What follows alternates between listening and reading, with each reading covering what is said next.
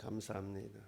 성경에 기록된 인물 중에서 가장 오래 산 사람은 우리 주일학교 때 많이 출제된 문제도 물어본 이제 가장 오래 산 사람은 무두셀라 969세까지 살았습니다. 그러면 아담은 몇 세까지 살았습니까? 930세. 노아는 몇 세까지 살았습니까? 950세. 그럼 홍수 심판 이전의 사람들은 굉장히 오래 살았죠. 그죠? 보통 900년이에요, 900년. 근데 홍수 심판 이후로 사람의 수명이 급격히 단축이 됩니다. 아브라함이 몇 세까지 살았습니까? 175세. 그의 아들 이삭은 180세. 야곱은 147세. 그의 아들 요셉은 110세. 모세는 120세. 여호수아는 110세. 그럼 모세, 여호수아 동시대 사람들과 비교해 보았을 때 굉장히 장수했습니다. 오래 살았어요. 그렇지만 결국은 몇 세를 살고 죽었더라. 몇 세를 살고 죽었더라. 또는 나이가 많고 늙어 기운이 다음에 죽어. 기운이 다음에 죽어. 결국 죽었더라입니다. 저는 가끔 이런 생각을 해봅니다. 여러분, 보통 세상 사람들 죽으면 끝이다. 죽으면 모든 것이 끝이다. 무다. 그런 생각을 가지고 살아가는 사람은 이제 나이가 40이 지나고 50이 지나고 60이 지나고 70이 지나고 그러면 이게 막 허무감이 밀려오지 않을까. 그죠? 모든 것이 죽으면 끝이다. 그러면 70이 넘고 80이 되고 하면 너무 인생 허무하다. 아니면 죽으면 뭔가 무엇인가 있을 것 같은데 그런 사람들은 이 죽음이 가까이 올수록 막 불안해고 막 두려움이 밀려오고 이 절망적이지 않겠습니까? 그러면 이 땅에서 아무리 많은 재물을 얻었다고 해도 아무리 많은 명예를 가지고 있다고 해도 죽으면 모든 것이 끝이다고 생각하는 사람들은 이 너무 허무하다. 아니면 죽은 이후에 무엇인가 있다고 하는 사람들은 막 이 두려움이 참 이 공포가 점점 커지지 않겠습니까? 여러분 얼마나 불쌍하고 가엾은 인생인지 모릅니다. 그러나 우리는 소망이 있습니다. 참된 소망이 있습니다. 여러분 14절 상반절 말씀 보면 그러므로 사랑하는 자들아 너희가 이것을 바라보나니 이것을 바라보나니 이것은 무엇입니까? 바로 앞절 말씀을 보면 13절입니다. 우리는 그의 약속대로 의가 있는 곳인 새 하늘과 새 땅을 바라보는 도다. 새 하늘과 새 땅. 여러분 여기서 이것은 새 하늘과 새 땅입니다. 여러분 우리는 무엇을 바라보며 사는 사람들입니까? 하나님이 약속하신 새 하늘과 새 땅을 바라보며 사는 사람들입니다. 예수님께서 약속하신 대로 다시 오시는 그날 주의 날에는 이 세상은 다 풀어지고 사라지고 새 하늘과 새 땅이 임할 것입니다. 3장 10절 말씀을 보면 그러나 주의 날이 도둑같이 오리니 그날에는 하늘이 큰 소리로 떠나가고 물질이 뜨거운 불에 풀어지고 땅과 그 중에 있는 모든 것이 드러나리로다. 예수님이 다시 오시는 날, 주의 날에 하늘과 땅, 이 세상에 있는 모든 것이 불에 풀어지고 다 사라질 것입니다. 계시록 21장 1절 말씀입니다. 또 내가 새 하늘과 새 땅을 보니 처음 하늘과 처음 땅이 없어졌고 바다도 다시 있지 않더라. 처음 하늘과 처음 땅이 없어졌고, 저희 교회 리모델링한 지 얼마 되지 않았죠. 그러나 주의 날에, 주님이 다시 오는 그날에 다 풀어지고 불에 타 사라질 것입니다. 여러분, 열심히 피땀 흘려 열심히 벌어 은행에 안전하게 맡겨둔 돈도 다 불에 타 사라질 것입니다. 열심히 땅에 투자해 사둔 땅도 건물도 불에 풀어지고 사라지게 될 것입니다. 그리고 이 세상과 이 땅과는 비교가 되지 아니하는 새 하늘과 새 땅이 임하게 될 것입니다. 그날은, 즉 주님이 다시 오는 주의 날은, 주님을 대적하며 불신했던 그들에게는 심판과 형벌의 날이 될 것입니다. 반면에 예수님을 영접하여 그 뜻대로 산 사람들에게는 그날은 보상의 날이 될 것입니다. 한마디로 행복한 날이 될 것입니다. 요한계시록 21장 4절입니다. 모든 눈물을 그 눈에서 닦아주시니 다시는 사망이 없고 애통하는 것이나 곡하는 것이나 아픈 것이 다시 있지 아니하리니 처음 것들이 다 지나갔음이로라. 그렇게 예수님을 영접하여 그 뜻대로 산 사람들, 그날에 위로를 받을 것입니다. 새 하늘과 새 땅을 상속받을 것입니다. 새 하늘과 새 땅을 상속받을 거예요. 여러분, 지금 내가 뜻하지 않게 강남에 있는 꼬마 빌딩을 상속받는다 그러면 여러분, 야, 이게 내가 생신가 꿈인가 막 그럴 거예요. 그죠? 여러분, 강남에 조만한 꼬마 빌딩도 100억, 2억 하니까, 그죠? 내가 전혀 알지 못하는, 내가 만약에 상속받았다 그러면, 야, 막 이게 며칠 동안 잠도 못 잘 거예요. 그죠? 꿈인가 생신인가 막 꼬집어보고 기분이 하늘을 막 떠다니는 느낌일 거예요. 여러분, 그러나 그것과 비교가 되지 않는, 여러분, 새 하늘과 새 땅을 상속받게 될 줄 믿습니다.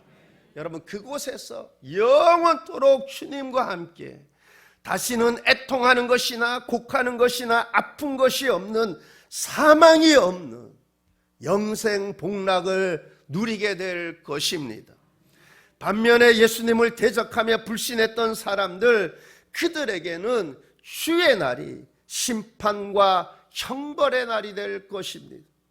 계시록 21장 8절 말씀입니다. 그러나 두려워하는 자들과 믿지 아니하는 자들과 흉악한 자들과 살인자들과 음행하는 자들과 점술가들과 우상숭배하는 자들과 거짓말하는 모든 자들은 불과 유황으로 타는 못에 던져지리니 이것이 둘째 사망이니라.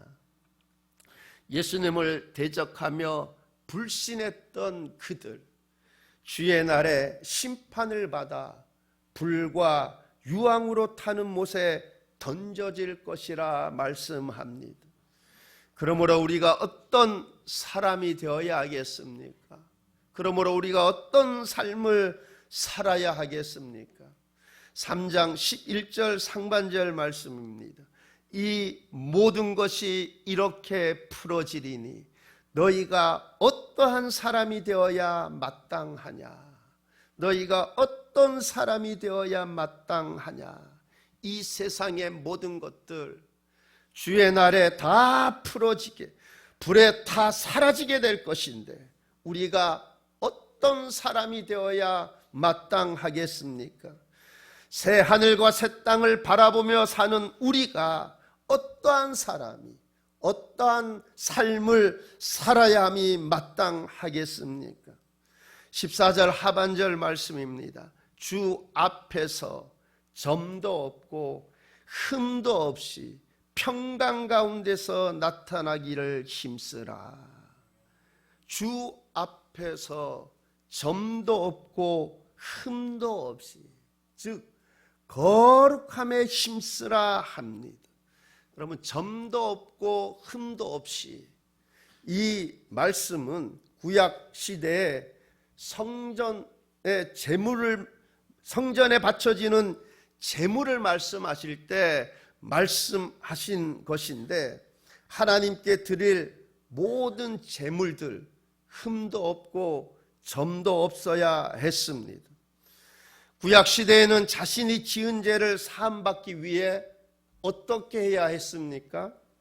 점도 없고 흠이 없는 제물을 희생 제물로 드려야 했습니다. 그러나 지금은 점도 없고 흠도 없으신 어린 양 되신 예수님이 저와 여러분의 희생 제물로 드려졌습니다. 그러므로 저와 여러분이 예수님 안에서 죄 용서함을 받게 되고 하나님 앞에 거룩하다 일컬음을 받게 된 것입니다. 그렇게 예수님의 대속으로 죄 사함을 받은 예수 믿는 성도는, 은혜로 거룩하게 된 성도는 그 마음이 예수 안에서 거룩하게 되었기 때문에 하나님께서 그 마음에 성령을 부어 주셨습니다. 여러분, 우리가 예수 안에서 깨끗함을 입지 못했다면 성령이 우리 안에 내주하지 못하시는 거죠. 여러분, 우리가 예수님의 대속의 은혜로 말미암아 우리가 거룩하게 되었고, 거룩한 그 마음에 하나님께서 성령을 보내주셨습니다. 그로 인해 성도는 살아 움직이는 하나님의 성전이 된 것입니다. 고린도전서 3장 16절 17절 말씀입니다. 너희가 하나님의 성전인 것과 하나님의 성령이 너희 안에 계시는 것을 알지 못하느냐. 누구든지 하나님의 성전을 더럽히면 하나님이 그 사람을 멸하시리라. 하나님의 성전은 거룩하니 너희도 그러하니라. 누구든지 하나님의 성전을 더럽히며 하나님이 그 사람을 멸하시리라. 죄 용서함과 구원의 은혜를 받은 우리, 예수님 때문에 거룩해진 우리, 하나님의 성전이 된 우리, 이제 우리의 삶이 거룩해야 할 의무가 생긴 것입니다. 죄 용서를 받고 구원받은 특권이 주어졌지만, 우리에게 죄 용서함을 받고 구원받는 특권이 주어졌지만 동시에 우리가 성전으로서의 거룩한 삶, 청결의 삶을 요구받고 있는 것입니다. 그러므로 우리는 주의 날을, 즉 주님이 다시 오시는 그날을 사모하며 점도 없고 흠도 없는 거룩한 삶을 살기 위해 힘써야 할 줄 믿습니다. 그렇습니다. 예수 그리스도 안에서 은혜로 하나님의 자녀가 된 우리는 하나님 자녀들에게 어울리지 않는 모든 점과 흠들을 멀리해야 합니다. 조심해야 합니다. 우리가 하나님의 은혜로 하나님의 자녀가 되었지 않습니까? 그러면 하나님의 자녀와 어울리지 아니하는 것들, 그러한 흠들, 점들 다 조심하고 멀리해야 할 줄 믿습니다. 여러분, 방탕하지 말아야 합니다. 술 취하지 말아야 합니다. 음란하지 말아야 합니다. 정욕에 사로잡히지 말아야 합니다. 거룩함을 위해 힘써야 합니다. 노력해야 합니다. 여러분, 저절로 우리의 삶이 거룩해지는 것이 아닙니다. 거룩함을 위해 많은 노력이 필요합니다. 그런데 이 노력은 그럴 만한 가치가 있습니다. 그러므로 노력해야 합니다. 노력 없이 되는 것 하나도 없습니다. 여러분, 아무리 뛰어난 재능을 가지고 있다고 하더라도 노력 없이는 안 됩니다. 노력을 해야 합니다. 여러분, 무엇이든 무엇을 이루고자 한다면 노력해야 합니다. 여러분, 축구선수 이영표 아시죠? 이영표. 그죠? 근데 이영표 선수가 지금은 그 강원 FC 대표인가 그러던데, 그분이 강의를 하는데 그래요. 본인이 고등학교 1학년 때인가 이제 줄넘기를 2단 줄넘기를 하루에 매일같이 1000번씩 해야겠다. 제가 그 강의를 들어보니 그래요. 우연찮게 듣게 됐는데 2단 줄넘기를 하루에 1000번씩 해야겠다. 그리고 2단 줄넘기를 1000번을 하려니까 1000번을 도저히 못 하겠더래요. 그래서 한 번에 100번씩 10번을 나눠서 1000번을 해야겠다 그랬대요. 하루에 한 번에 100번. 그럼 한 번에 100번 쉽지 않아. 저는 초등학교 때 이렇게 보통 운동했잖아요, 그죠? 그래 100m 달리기도 하고 뭐 2단 줄넘기도 하고 막. 여러분 그 기억나십니까? 그 한 달에 한 번씩 뭐 했던 것 같은데, 제가 그때 2단 줄넘기로 제가 한 번 1등 먹은 적이 있어요. 근데 그게 초등학교 때인데 60몇 번, 70몇 번 했던 걸 기억하는데, 한 번 할 때 이게 100번 하기 쉽지 않거든요. 근데 한 번에 1000번 하려면 힘들더래요. 그래서 한 번에 100번 해서 10번씩 했고 하루에 1000번씩 해야겠다 그래갖고 매일같이 했대요. 매일같이. 고등학교 1학년 때부터 매일같이 했더니만 고등학교 3학년이 되니까 한 번에 1000번을 할 수 있게 되더래요. 한 번에 1000번. 그러면 그러겠죠. 아니 뭐 그 2단 줄넘기하고 그 축구하고 뭔 상관이 있나고. 여러분, 모든 운동은 이 피지컬이 기본입니다. 기본. 피나는 노력을 했다라는 거예요.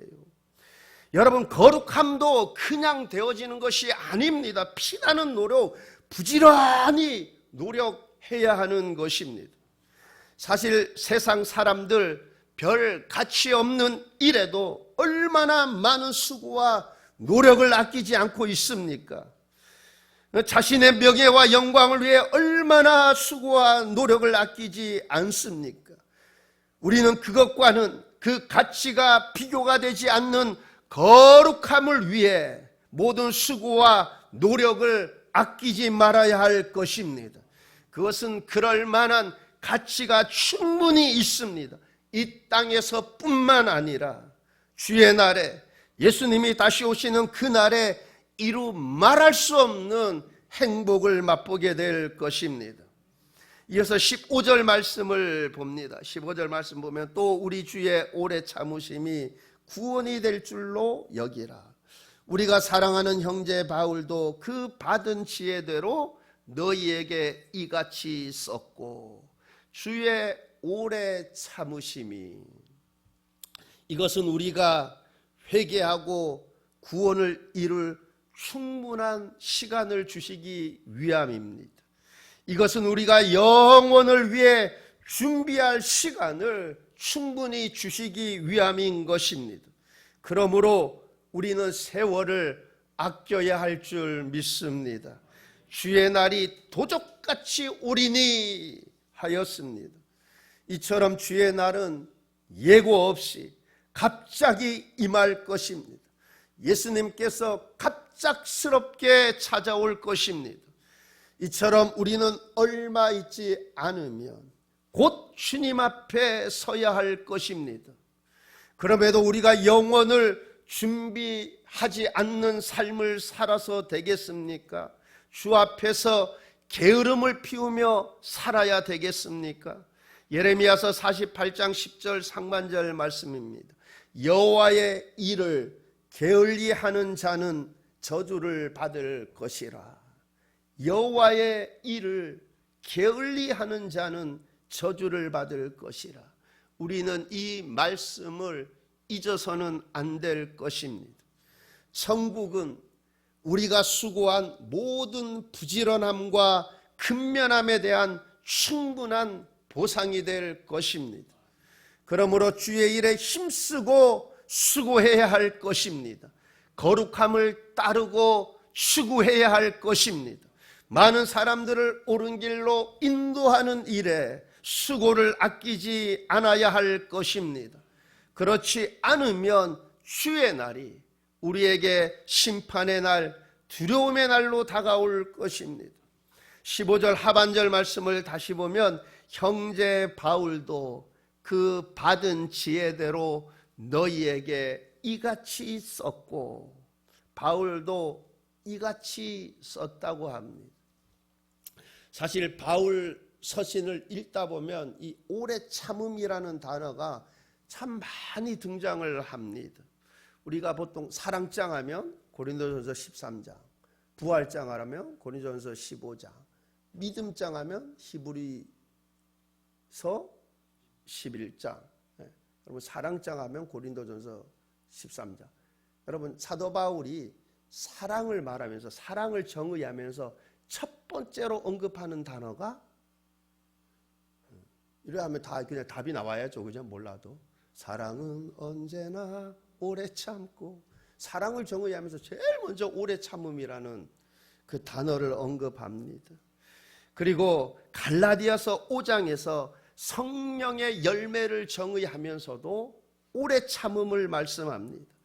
에베소서를 기록하면서 오래 참음으로 사랑 가운데 서로 용납하라, 오래 참으면서. 데살로니가 전서에도 보면 모든 사람에게 오래 참으라, 모든 사람에게 오래 참으라 권면을 합니다. 오래 참음은 사랑에서 나오는 것입니다. 하나님이 세상을 이처럼 사랑하사, 하나님이 세상을 사랑하시기에 오래 참으시는 것입니다. 그런데 오래 참으시는 이유가 앞에 9절 말씀에 이와 같이 말씀합니다. 9절 말씀을 보면 주의 약속은 어떤 이들이 더디다고 생각하는 것 같이 더딘 것이 아니라 오직 주께서는 너희를 대하여 오래 참으사 아무도 멸망하지 아니하고 다 회개하기에 이르기를 원하시느니라. 하나님이 오래 참으시는 이유, 아무도 멸망하지 아니하고 다 회개하기를 바라시는 마음에 오래 참으시고 기다리신다 합니다. 우리에게도 하나님의 이 성품, 오래 참음의 성품이 있어야 할 것입니다. 15절 상반절 말씀을 다시 보면 또 우리 주의 오래 참으심이 구원이 될 줄로 여기라. 오래 참으심이 구원이 될 줄로 여기라. 내 자녀가, 내 남편이, 내 이웃이 믿음을 받아들일 때까지 신경질적이지 않고 마음의 평정을 유지하며 오래 참음으로 기다려주는 것입니다.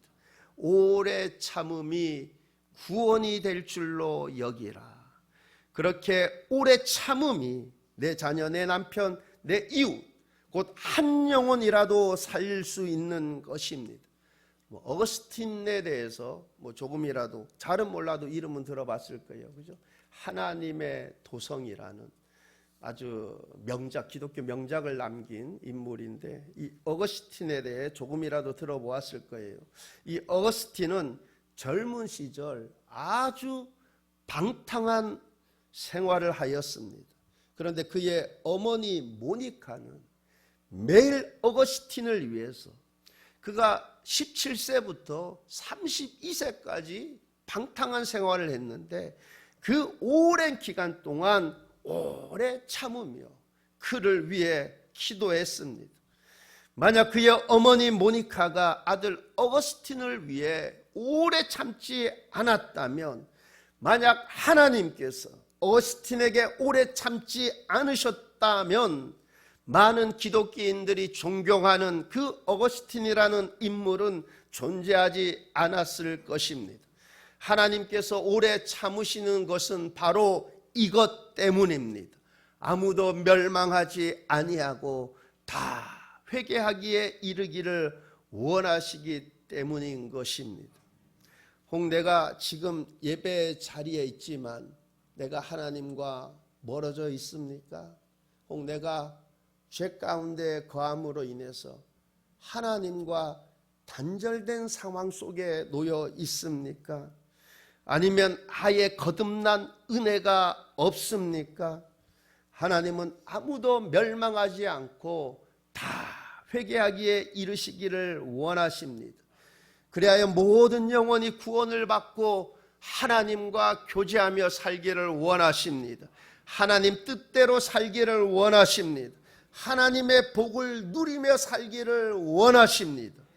그러므로 먼저 거듭남의 은혜가 없다면 이 시간 말씀이 깨우쳐지고 성령의 역사와 은혜로 거듭나는 은혜가 있기를 바랍니다. 그리고 내가 거듭났지만 하나님과 멀어져 있고 단절되어 있다면 다시 회복의 은혜가 있기를 바랍니다. 하나님은 오래 참으시지만 계속 죄악의 길로 간다면 감당하지 못할 공경에 처하게 될 수 있습니다. 그러니 그러한 상황들에 처하기 전에 겸손한 마음으로 하나님 앞에 나아가 모든 죄를 자백하고 회개하여 다시 회복의 은혜가 있기를 바랍니다. 회복의 은혜가. 그래서 주님과 교제하며 동행하며 주님 뜻대로 살며 주의 복을 누리며 사는 은혜가 있기를 바랍니다. 그리고 베드로 사도는 16절과 17절에서 주의를 당부합니다. 미혹에 이끌리지 말라고 합니다. 미혹에 이끌리지 말라. 우리가 자칫하면 미혹을 받아 진리에서 돌아설 위험이 항상 우리 주변에 도사리고 있습니다. 나는 똑똑해서 그럴 일 전혀 없다. 여러분, 똑똑한 사람도 사기 많이 당합니다. 제가 지난주에인가요? 전화가 왔어요. 전화 딱 모르는 보는데 여보세요 하니까 서울지검 검찰청이라고 그래요. 검찰청. 그래서 그러면서 누구가 이름을 대면서 그 사람이 검거됐다 그러면서 제 통장이 도용됐다 그러더라고요. 그 소리 딱 듣는 순간 이것도 보이스피싱이구나. 그래서 제가 장난 한번 칠까 이러다가 제가 그럴 시간적 여유가 어디 있겠어요. 그거 하느라고. 그죠? 근데 전화 탁 어느 검찰청 서울지검이라 했나 검찰청 이름까지 돼. 누가 잡혔다고 그러면서 그 사람이 내 통장을 그래서 제가 장난쳐볼 거 무슨 통장인데요? 뭐 한번 물어보려고 하다가 나 통장 만든 적이 없는데 저 통장 한 개도 없어요. 근데 무슨 통장 장난도 한번 쳐보려고 하다가 그냥 시간이 아까워가지고 내가 그거 하고 있겠어요. 그죠? 근데 여러분 지금도 얼마나 여러분 사기 많이 당합니까? 그죠? 보이스피싱 엄청나게 지금도 당하잖아요. 지금도. 여러분 하나님이 지켜주셔야 돼. 하나님이 은혜로 보호해 주셔야 돼. 여러분 나는 똑똑해서 나는 그런데 절대로 미혹당하지 않는다. 여러분 JMS 알죠? 2단 JMS 얼마 전에 또 방송 나오대. 그래가지고 여러분 구속됐다가 다시 했는데 나왔는데 또 해가지고 또 뭐 했잖아요. 근데 제가 신학대학원 다닐 때 좀 많이 시끄러웠거든요. JMS 그 정명석 그 이름 약자 영어로 써가지고. 근데 그때 보니까 있잖아요. 뭐 서울대 학생들, 연대, 고대 학생들, 소위 똑똑하고 젊은 학생들 보니까 엄청나게 거기 넘어가 있어요. 나는 똑똑하니까 안 넘어가. 아닙니다. 아니에요. 여러분, 만약 우리가 미혹되어 진리에서 벗어나면 그것은 참된 축복의 길에서 돌아서게 되는 것이요 멸망으로 달려가는 길입니다. 그렇다면 우리가 그런 위험들에서 미혹당하는 위험들에서 잘 피할 수 있는 방법, 내가 그런 미혹에 당하지 않으려면 여러분 18절 상반절입니다. 오직 우리 주 곧 그 주 예수 그리스도의 은혜와 그를 아는 지식에서 자라가라. 우리가 성경을 억지로 푸는 자들, 이단들에게 미혹당하지 않으려면 미혹당하는 위험에서 잘 피할 수 있는 방법은 그리스도를 아는 지식에서 자라가는 것입니다. 여러분 진품을 제대로 알면 짝퉁을 구별할 수 있는 것이죠. 여러분 진품을 제대로 알지 못하면 짝퉁 구별 잘 못합니다. 그럼 세계 어느 나라 보면 보통 이래 짝퉁 시장들 있잖아요. 중국에 갔다니까 청도인가 어디 거기 보니까 유명한 짝퉁 시장이 있던데. 필리핀도 그 마닐라 가면 그 짝퉁 시장 다 있어요. 근데 여러분 진품하고 짝퉁 그 구별할 수 있겠습니까? 내가 진품을 제대로 모르면 짝퉁 구별할 수 없어요. 그죠? 근데 진품을 내가 제대로 알면, 진품을 제대로 잘 알면, 바로 알면 짝퉁을 구별할 수 있는 거예요. 여러분, 이처럼 우리가 성경을 억지로 푸는 자들, 자기 마음대로 푸는 자들, 이런 미혹에 당하지 않으려면 우리가 그리스도를 바로 알아야 되는 겁니다. 예수님을 바로 알아야 됩니다. 그래야만 우리가 그 모든 미혹들 당하는 위협에서 벗어나게 되는 것입니다. 여러분, 이를 위해서 그리스도를 아는 지식에서 자라가야 할 줄 믿습니다.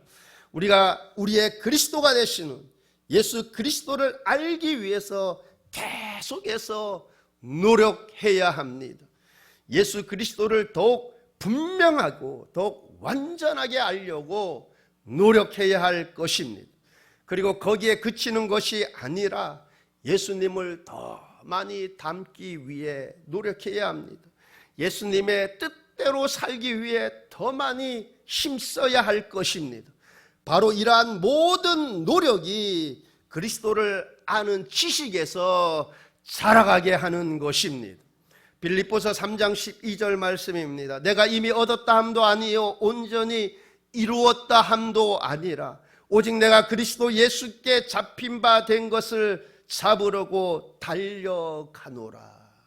달려가노라. 우리가 이런 정신, 이런 노력으로 그리스도를 아는 지식에서 자라가야 할 것입니다. 이렇게 우리가 그리스도를 아는 지식에서 더욱 자라갈 때 우리는 그리스도의 은혜를 더욱 깊이 알게 되고 또한 그리스도를 더욱 사랑하게 되고 또한 그리스도를 더욱 닮아가게 되고 또한 베드로 사도가 고백하였듯이 다음과 같이 똑같이 그리스도를 찬양하게 될 것입니다. 18절 하반절 말씀입니다. 영광이 이제와 영원한 날까지 그에게 있을지어다. 여러분, 그리스도를 아는 지식에서 자라게 되면은 여러분, 이 짝퉁들은, 그죠? 억지로 푸는 자들, 이단자들은 그냥 구별하게 되어 있는 것이고, 내가 그리스도를 아는 지식에서 자라게 되면 이 베드로 사도가 고백했던 것처럼 이 고백을 저절로 하게 되는 것입니다. 영광이 이제와 영원한 날까지 그에게 있을지어다. 그러므로 그리스도를 아는 지식에서 더욱 자라가시기를 바랍니다.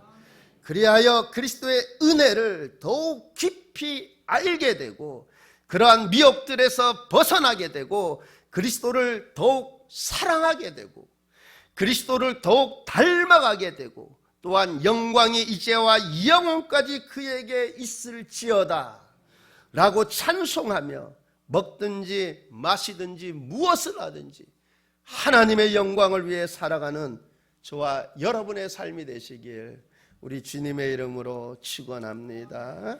기도하시겠습니다.